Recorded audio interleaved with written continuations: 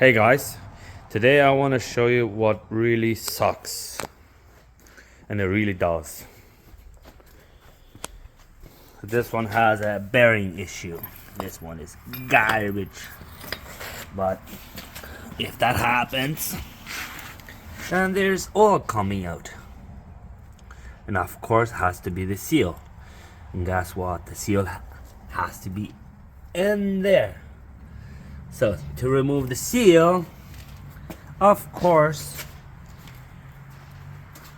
you have to remove all this too. The hub bearing, everything. For this seal.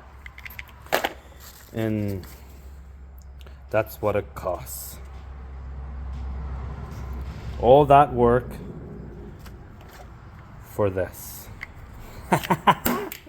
No, that one is gone too. Nope, yeah, still good.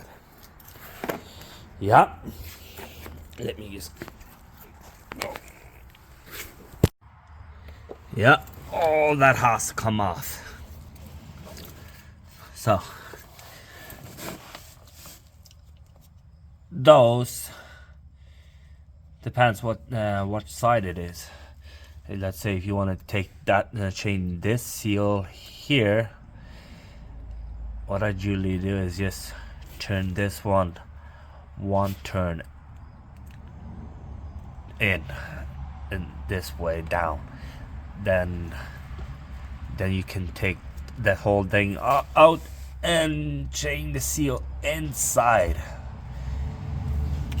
I didn't do that yet. I need another jack. Yeah, but let me tell you, it sucks. Just all this work because of one bearing. Well, that's what I think.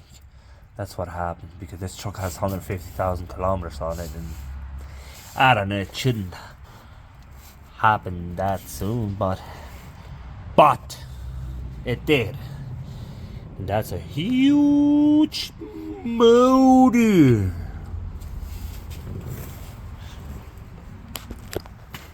Yep.